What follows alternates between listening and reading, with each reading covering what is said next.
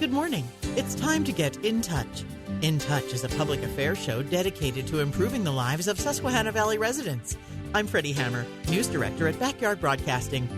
November is Homelessness Awareness Month, and the Lycoming County United Way and their community partners have several programs on deck to support those who may be facing challenges this month and throughout the year. This month features World Kindness Day, cardboard stories where you can get to know a new inspiring face of homelessness, Socktober's fundraising component available this month, and we look forward to Giving Tuesday coming in December.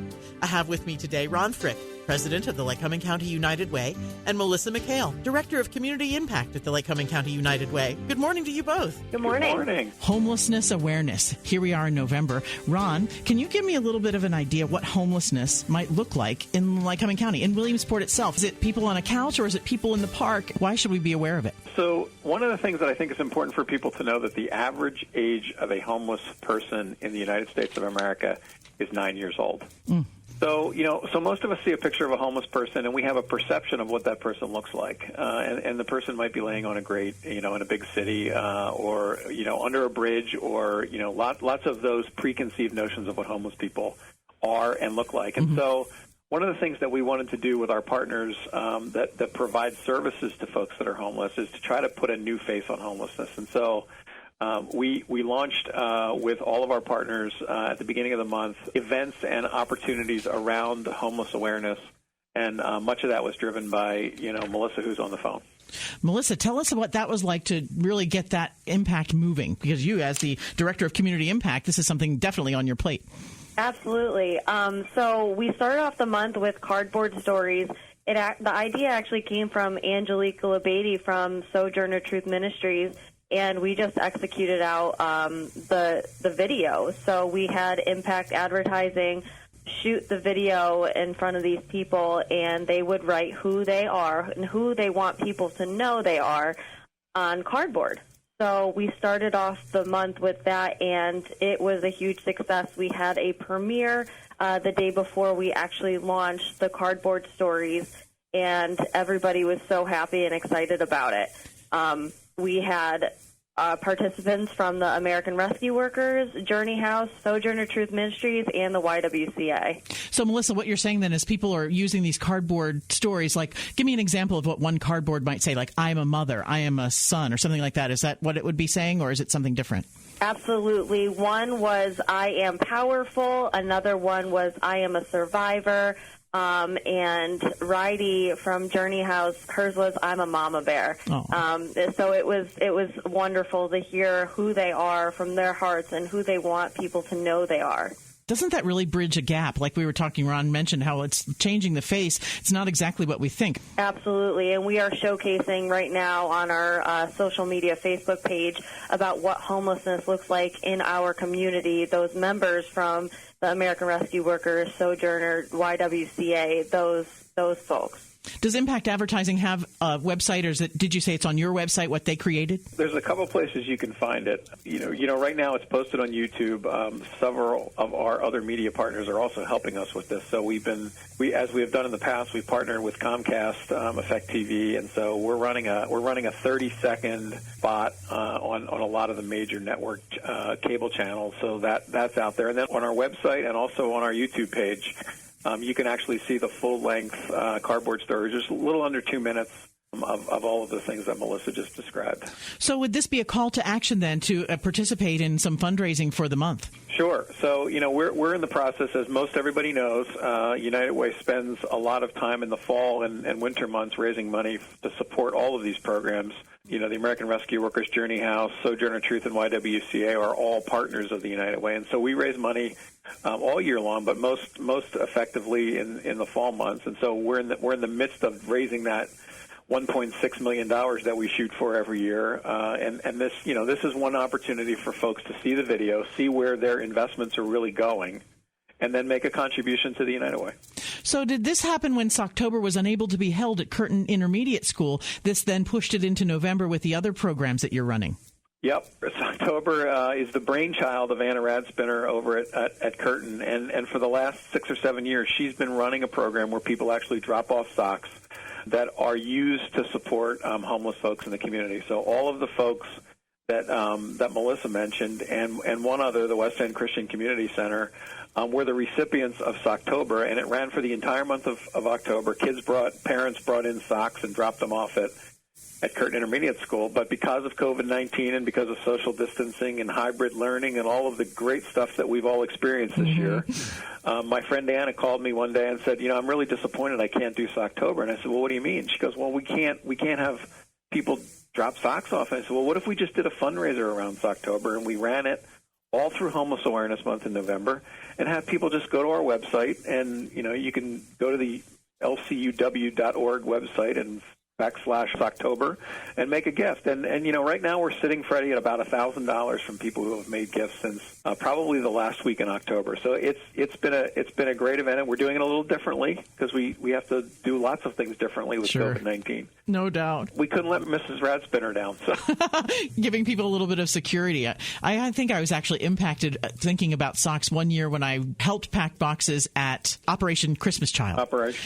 And one of the stories is they had somebody brought a whole box of socks, and the person who received that box of socks, it was the only thing they wanted. Well, and it's the most requested thing from folks that are homeless. So it's a really important part of what the community can do to help support homeless folks. We do a point-in-time count as part of funding through the Housing and Urban Development Department at the federal government level. Okay. We do a point-in-time count every January, and one of the things that we pack is a day pack with, food and blanket and hats, and, always a need for, mittens and hats and socks. So, we think this was a great way for us to partner with a new partner that, has really not worked directly with the United Way before, and use you and folks in our media group that have supported us in many, many ways to get the message out that, we do still need to have socks. And in this case, what we're going to do is split the proceeds 5 ways.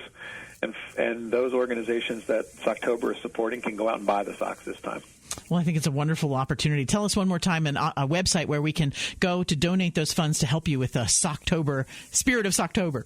Yeah, so if you just go to www.lcuw.org/Socktober, it'll take you right to a landing page, and you can make your contribution through PayPal. It comes right to the United Way, and as I said, we're right around $1,000 now. Well, both of you guys wondering about when you transition then. We're talking about Homeless Awareness Month for November. You just finished up the World Day of Kindness last week, and then you move into December. So how does it wrap up December 1st?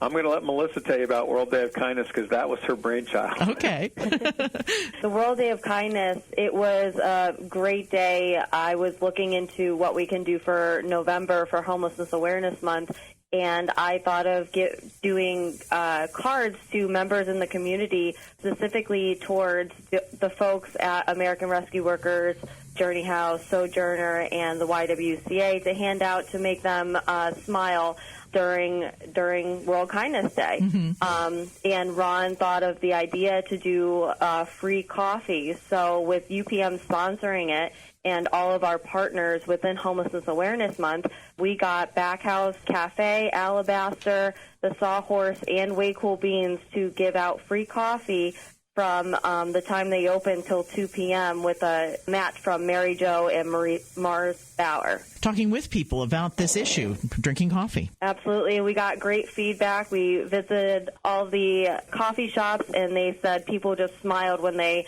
knew they didn't have to pay for their coffee that day, and it was free. And they gave them a little card that told them they had a free cup of coffee with UPMC, the sponsorship, and all the partners on the back. One little smile on your face can make the whole day better, really. Absolutely. So then, Melyssa, when you had that opportunity, you moved in then to November and helping with Socktober, and here we are moving on toward December 1st. How do you transition away from Homeless Awareness Week and month to then move into December for the holidays? So we are transitioning from technically not out of homelessness awareness, but we're building up. Okay. So we are building up from the cardboard stories to the Kindness Day to Giving Tuesday. So we're actually doing on Giving Tuesday the voice videos of the folks in the homelessness cardboard stories on Giving Tuesday on our social media page on Facebook. And they're going to give a little bit of who they are and what they have went through So it's building up from Homelessness Awareness to Giving Tuesday on why to give to the United Way to support all of our community partners. I'm just so proud of us. I think that so many people donate so generously here in Lycoming County. I'm so happy that you're able to get that. And let's move on. What's your goal at this time? Our goal for Giving Tuesday is $30,000. Ron had joked about raising $1 million on Giving Tuesday, but my goal is a little bit smaller at $30,000. Well, you got to dream big, I guess. You never know what's going to come around the corner when people's hearts are open. Absolutely, and we also got local restaurants in Williamsport to support us as we want to support them. So we got the Brickyard Restaurant Ale House and the Stone House, the James and the Genetti Tap House. The Brickyard and Stone House are donating $1 from every burger and pizza sold. The James is donating $2 for every entree sold, and the Genetti Tap House is donating $1 from every sandwich and $2 from every entree sold to give back to the United Way on Giving Tuesday. And it's really important to us, Freddi, especially in the midst of all of the challenges in 2020 around COVID-19, that we not only do we ask for support from our community, but we also give back. And so Giving Tuesday is one of those days where, it's really about giving to organizations, but we felt that if we could tie back the local business community, which we've helped through our partnership with UPMC and the city and the county, we've done a lot during COVID-19, not only with funding, but just supporting Help the Helpers with UPMC and a lot of other initiatives that have taken place this year. And then we partnered with All One Charities, which is an organization that covers our region in funding organizations like United Ways. And there's some matching funds that are also available that are going to come in on Giving Tuesday. So, we're trying to get people to understand that, homelessness is a real thing. So we've celebrated, we've made aware the community around homelessness awareness, and now this gives the community an opportunity to not only support a couple of local businesses who are going to give us a part of those proceeds back, but also support the overall community through donating on Giving Tuesday. It's really amazing to me that you have gleaned from this community, the people that work so hard to do that. Some people might want to help but don't have the time or can't, but you have found the people to take care of all these areas, Ron. Well, I think, look, you said this before, it's a community, and we have lots of partners. We have partners that we fund. We have partners that we advocate for. We have partners that we volunteer with. And this community is very generous, and it's not just always about the funding. Obviously on Giving Tuesday, that's a way for people to do something financially, but it's also a way for them to just take a break, go over to the Brickyard or the James or the Genetti and have a sandwich and know that a portion of what you're doing is not only helping that local business, but also helping a community partner in the United Way. I really want to hear more about this after December 1st. If we can talk again about Giving Tuesday, sometimes here at Backyard Broadcasting, we've been involved in the past broadcasting some of those opportunities. So are we going to be able to do that this year? Yeah, we're actually thinking about having another day, on Backyard, and so we're planning on trying to do that early in the new year. Hopefully 2021 will look a little different from 2020. We are planning on doing that. And, again, just around the fact that, it's very important for us to raise money all year round. And we want people to understand that the activities that, Melyssa and I and our staff and our board are involved in are year round.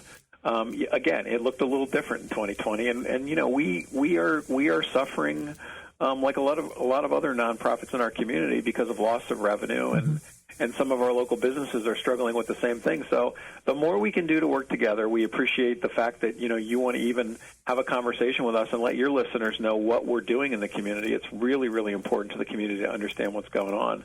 And I think that just helps the community become stronger. Now, someone may be listening today who may be on the brink of homelessness. What is the procedure where they might need that help and think, today I really do need to call someone? What's the first step that they might do to get some assistance from the United Way?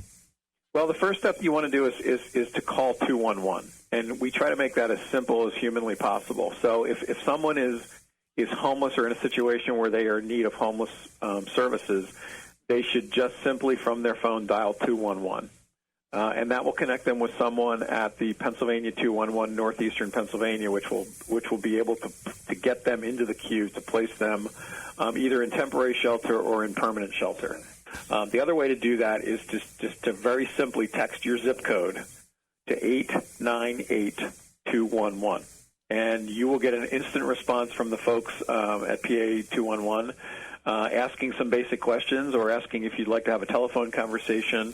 Some of it can be done strictly by text, but a lot of it is done, by telephone conversations with trained caseworkers as part of the national and the Commonwealth of Pennsylvania 211 network. So that service is available in every county in Pennsylvania.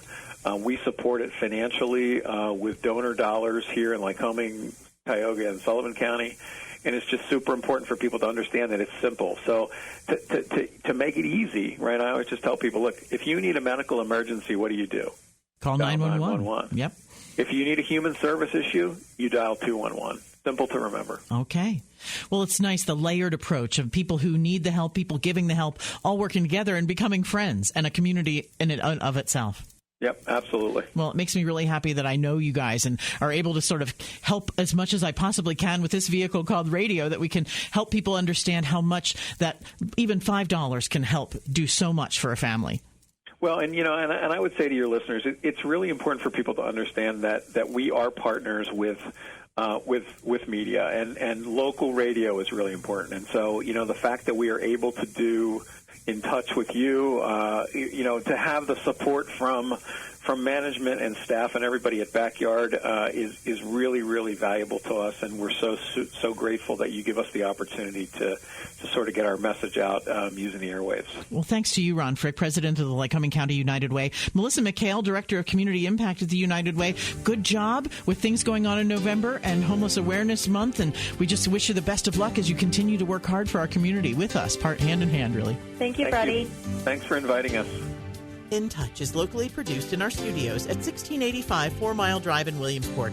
To get in touch with us regarding questions, comments, or topic ideas, call weekdays between 8 and 5, 570-323-8200.